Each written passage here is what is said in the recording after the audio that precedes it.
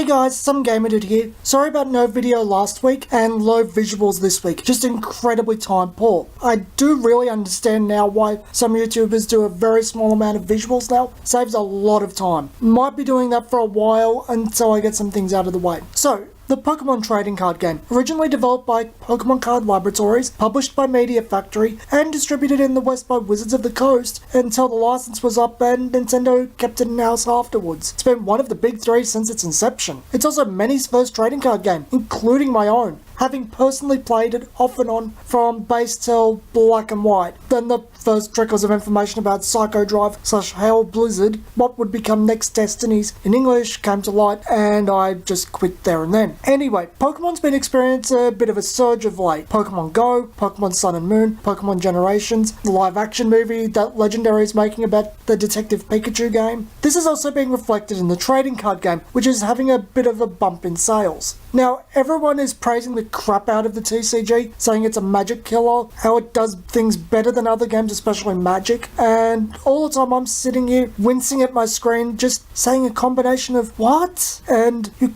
can't be serious. I haven't played Pokemon since, must be before the break era, but during X and Y, as I could do some quick mods to the last deck I had and play Expanded pretty well. And a friend asked me to play, but I have been keeping tabs on the game. I may have stopped, but I don't dislike the game, nor do I believe the core concepts of the game are warped, unlike quite a few other Japanese games. Quite the contrary. I just don't like certain aspects about the game and just don't want to deal with them. Historically, Pokemon has always surged when a new generation releases. It's just something that happens. Each generation ebbs and flows as time goes on, but new Pokemon, they do create a ton of hype. This is pretty much the whole reason for all the talk in the nutshell. Pokemon isn't doing anything special as a TCG. It's keeping on with everything it's done since the Advance era. As time passes, the hype will quell and Pokemon will go back to normal. It's not like it floods out, it's just that the nostalgic and those falling into it because of hype lose interest. It's still one of the two strongest TCGs on the market sales-wise. As for why all the Magic YouTubers are finding Pokemon at the same time, isn't it obvious? Profit. Pokemon has a lot of hype. There is a lot of hunger for Pokemon content. They see that opportunity and they're providing that content. They also know that Pokemon has a much bigger market of people paying attention to YouTube videos versus Magic. Older audience don't have the time. However, this is where my own video comes in. There is some horrible misinformation going around and some observations, and I think you can hear the air quotes I'm being so sarcastic, that are simply wrong, only used to pander the audience. I think we'll start with a brief history lesson about the Pokemon trading card game's time under Wizards of the Coast. The Pokemon trading card game was developed by Pokemon Card Laboratory in 1996, being distributed and published by Media Factory in Japan. This lasted until Diamond and Pearl in 2006, where the Pokemon Company took over distribution and eventually publishing in 2013. Japan is very straightforward in regards to this, even if the information isn't the easiest to source. Tangent, someone fix Bulbapedia's history on the TCG to reflect this. This isn't so straightforward in the West though. Nintendo licensed the game for translation, publishing and distribution outside of Japan to Wizards of the Coast for 5 years, starting in early 1999 before Wizards was bought out by Hasbro and ending in 2003. Wizards and Nintendo seemingly had somewhat of a shaky relationship, all things considered. Nintendo just wanted Wizards to handle things in a very straightforward manner. Translate, print, distribute, organize, play. Nothing overly complicated. Wizards had to complicate things. Wizards wanted to do R&D. Nintendo were very uncomfortable with this and fought them all the way. Dark Raichu is the only card that ever eventuated from this, though they did try to push of a set of their own, eventually leading to Unnamed Wizards set, a set that would be slated to release at the climax of the original e-reader series, before the Advance era started. This also coincided with their license renewal, something that didn't happen. I don't think it's terribly far-fetched to say Nintendo deliberately lined up their okay with the renewal, knowing they wouldn't be putting it up on the market again, essentially putting a kibosh on the Unnamed Wizards sets ever seeing the light of day.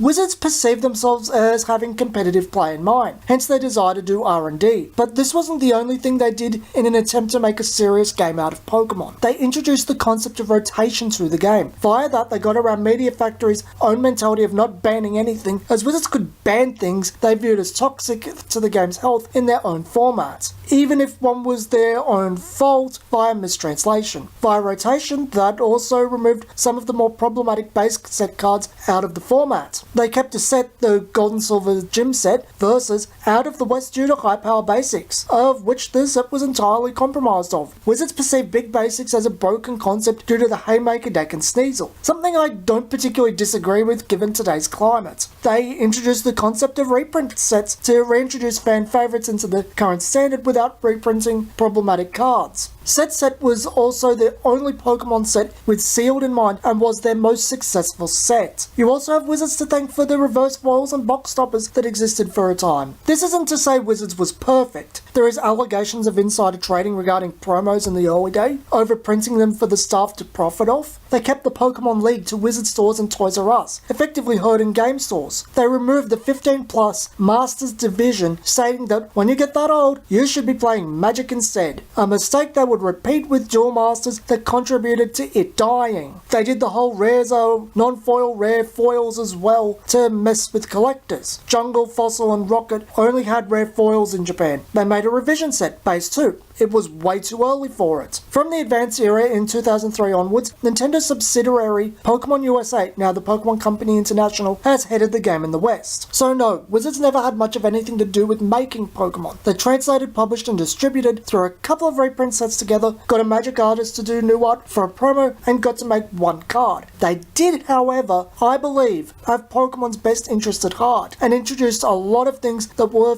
good for the game while trying to keep problems away. The 15+ thing can always be attributed to Magic is their baby, it is their top priority, even if it hurts other games and no one likes to hear it. They can't run 2 games because Magic just takes precedence. The second part is Pokemon is better than Magic. This is a thought train that's been going around the last few weeks. Okay, fun is subjective and all that, as well as perceiving something as an issue, but I have a very hard time believing anyone with such experience in Magic would earnestly say this. I accuse them of pandering to the Pokemon audience, and I stick by that. The game is fun, sure, it really is, but it's not terribly stimulating after playing a game with instant speed, providing a high level of strategic elements, especially those of Magic and its clones. Pokemon has always pretty much devolved into setup and donk, be it Pokemon accumulating or tutoring cards as the opening active, Pokemon powers on the bench, trainers/supporters must drawing cards, all of it is set up, and from there it's just a matter of who gets the biggest donks the fastest and who could avoid, prevent and heal damage. It's never really been more complex than that. Even the energy cycling of a lot of decks is just to fuel donks. The whole game is just set up and donk.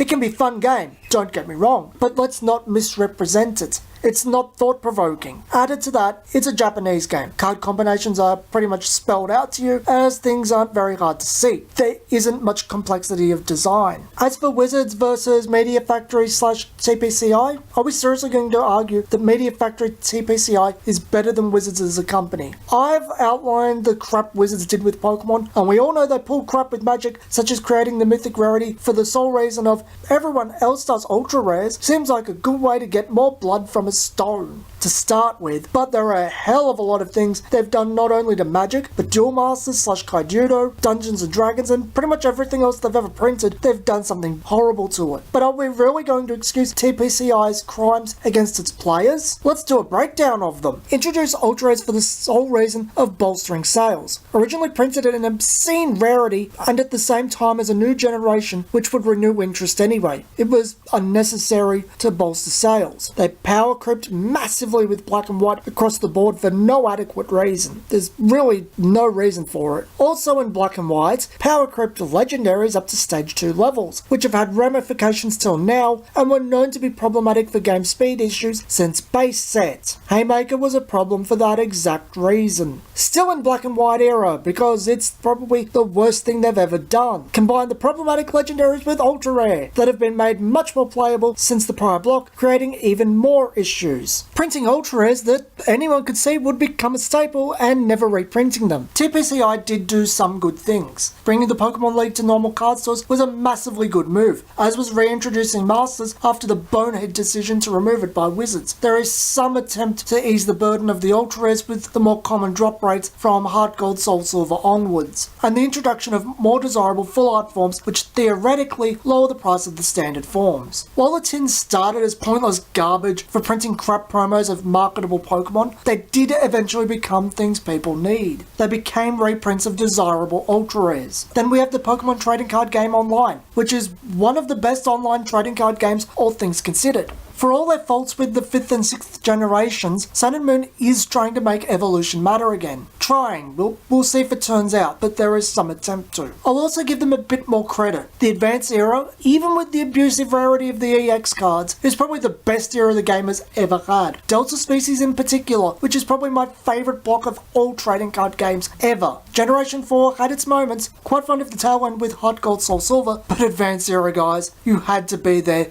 So much fun. Evolution mattered, decks were interesting, Ultra Rares had a place but weren't oppressive as they became later on. Oh, what a time. But as for the matter of being better than Wizards, I'm not so sure. I still to this day consider EX a pretty heinous crime committed against the game and the player base. Something Wizards did copy to some degree with Mythic some 6 years later, but Pokemon was the instigator to some degree. They also printed cards while knowing that type of card had been a problem since day one, the big basic legendaries. When I started, I intended to slam Pokemon harshly, but it became more of a history lesson, and via that, I feel On Par is closer to it. Pokemon Card Labs and TPCI have rectified some of the mistakes made by Wizards, some of their own. Kept Wizards' good ideas for the most part, but they do so much that makes me cringe. Good with the bad, neither outweighs each other. Video turned out nothing like what I expected. Did I just make a modern Simpsons episode where the opener has nothing to do with the bulk of the content? Weird. Anyway, this has been Some Gamer Dude, and I'll see you guys next time.